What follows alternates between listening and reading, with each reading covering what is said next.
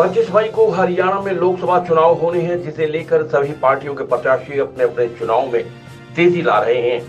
सोनीपत से इनेलो पार्टी के लोकसभा प्रत्याशी अनूप सिंह दहिया अपने चुनाव प्रचार में गन्नौर विधानसभा के दर्जन भर गाँव के दौरे पर निकले और अपने पक्ष में वोट डालने की अपील की। अनूप सिंह दहिया ने अपने प्रचार के दौरान जनता के बीच जाकर जहां अपने पक्ष में वोट डालने की अपील की, वहीं भाजपा सरकार पर भी जमकर कटाक्ष किया और कहा कि भाजपा सरकार में जो हुआ है वो किसी से छुपा नहीं है। अत्याचार सरकार द्वारा किए गए हैं और इस अत्याचारी सरकार को हटाने के लिए आपके बीच में मैं आया हूं। 13 महीने से किसान अपनी मांगों को लेकर बॉर्डर पर रहे और 750 किसान अपने घर पर वापस नहीं लौटे। सरकार पर इस बात का कोई प्रभाव नहीं पड़ा, लेकिन जिस घर से बेटा गया, किसी का भाई गया तो किसी का पति गया, उस घर पर क्या बीती होगी। उस समय पर किसानों का साथ देने के लिए प्रदेश के 90 विधायकों में से सिर्फ एक ही विधायक ने हौसला दिखाया था और त्याग पत्र दे दिया। अनूप सिंह दहिया ने कहा कि अगर हरियाणा में इनेलो की सरकार बनती है तो पेंशन को 100 रुपए से जो शुरुआत की गई थी 7,500 रुपए होगी और इसी के साथ जो जवान बेरोजगार है नौकरी दी जाएगी। अगर नौकरी नहीं मिलती तो बेरोजगारी भत्ता 21,000 रुपए दिया जाएगा। चाहे वो व्यापार भी कर रहा है, लेकिन कृषि के बिना उसका गुजारा नहीं। अगर हम खेती बाड़ी नहीं करेंगे, अपना काम नहीं करेंगे, तो देश को खाने के लिए कहां से आऊगा। और तेल के बिना इंजन चलता नहीं। और उस अन्नदाता को इस सरकार ने 13 महीने, आपने देखा वो बॉर्डर पे क्या किया है। आप एक बात सुन लियो और यकीन करना कि जो हमारे पास भूमि है, जो जमीन है, इस सरकार ने 1 इंच भी जमीन हमारे पास नहीं छोड़ी थी। सारी की सारी जमीन हमारे से एक्वायर करके नहीं, छीन के और एक आदमी के हवाला करती थी। आपने देख लिया था, गोदाम बनने शुरू हो गए थे।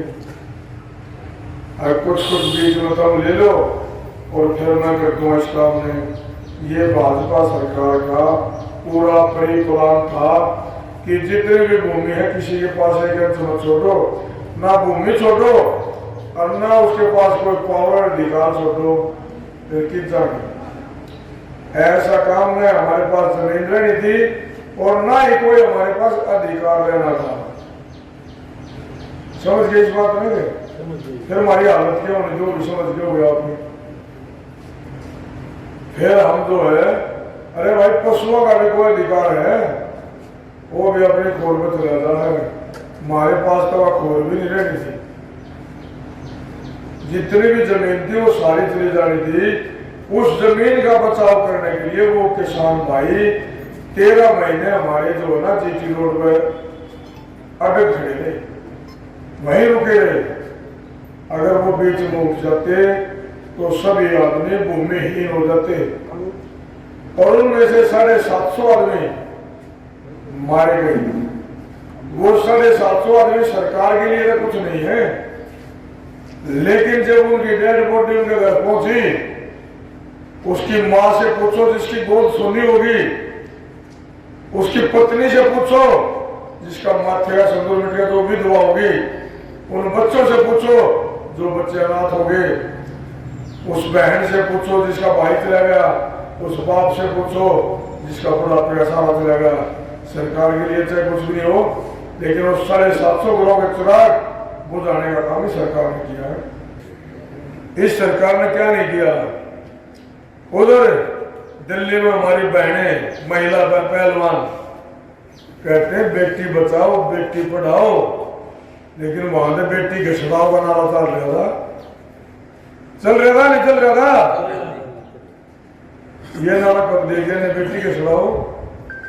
वहां दिल्ली में वो भारत की आन बान शान, वो हमारी वीरान, वो मतलब इतनी बहादुर लड़कियां, उनके साथ इन्होंने याद किया जो विदेश में तिरंगा फहराती हैं और कई कई किलो पसीना निकाल गए, वहां जाने के लायक होती हैं। आप ये सुबह वो लड़कियां 3 बजे से 7 बजे तक मेहनत करती हैं, शाम को 4 बजे से रात के 7 बजे तक मेहनत करती है। वो 7-8 घंटे प्रैक्टिस करके वहां जाने काबिल होती हैं। उनको भी नहीं बख्शा इन्होंने। उधर हमारे सरपंच साहब भाई पंचकुला में गए थे, क्या करने गए थे? ग्रांट लेने गए थे हमारी खातिर, हमारे गांव के लिए। और दिया क्या? बताओ क्या दिया? लक्ष्य। अरे कोई भाई का सरपंच के 80 करे, भाई सरपंच अपने छोरे रुपया खातर लेना गया, सरपंच तक गांव के लिए ग्रांट लेने गया था। और किसी ग्रामीण भाई ने अगर सरपंच का हालचाल पूछा ना तो उसको सरपंच याद भी रखेगा, क्यों हम सब गांव के लिए गया था। सरपंच ना पिटा, गांव पिटा है, और गांव ना पिटा, हरियाणा पिटा है, हरियाणा के सरपंच पिटे हैं। जब हमारे दादा को थप्पड़ मार देगा तो मैं पिटन तो बच गया।